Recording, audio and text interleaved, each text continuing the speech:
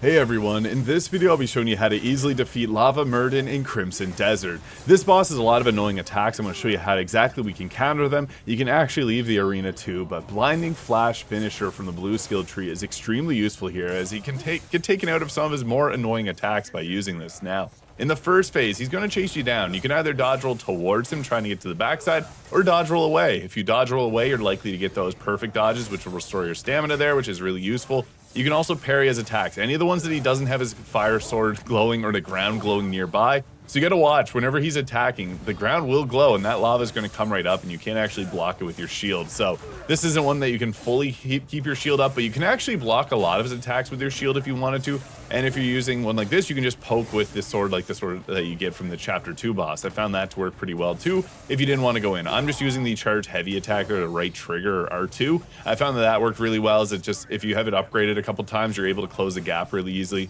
And you can see there, me poking with the shield, which can just allow you to block, but I found that dodging worked a bit better for this fight, just due to all that extra lava that's flying around the arena. You got to be constantly looking out for. Now, when he's charging up some of his attacks, he has invincibility, which you saw there, which sucked because I was able to get him with the blinding flash. When he pulls out this bear charging attack, dodge to the side. Most of the projectiles he does are actually going to be better to dodge to the side. The first phase is where you want to dodge towards or back, but it's when we get into the second half of his first phase and into phase 2, that's when you want to start dodging to the side. But again, there you see why the blinding flash finisher is just so good, because it can get him in a stun lock just like that, taking us to the second phase.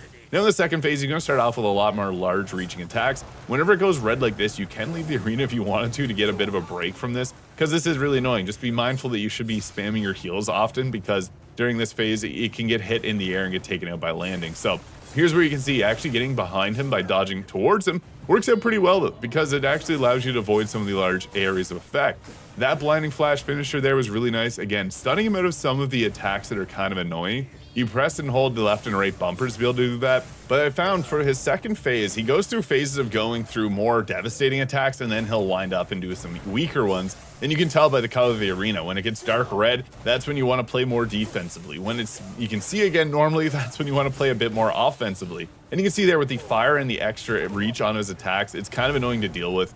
And during the second phase, you really got to watch for those pillars on the ground. So it's not just watching where he's moving, it's watching where the pillars are going. And you see there, he annoyingly knocked me out of the arena. I had to cut this out because I got stuck there. But you just had to run back into it. And you can actually use this area to your advantage a little bit. I didn't really get the best luck just due to how large the area of effect his attacks are, but be mindful you can run out there just for a bit of extra room if you need to, and it's okay to leave for like 10 seconds or 20 seconds just to get some breathing room if you need it.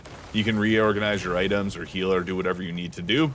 But as you continue to pick away at his health, the blinding flash finisher is really one of the best options here for taking him out. So that is how to quickly and easily defeat Lava Myurdin in Crimson Desert. Hit the subscribe button below if this was useful.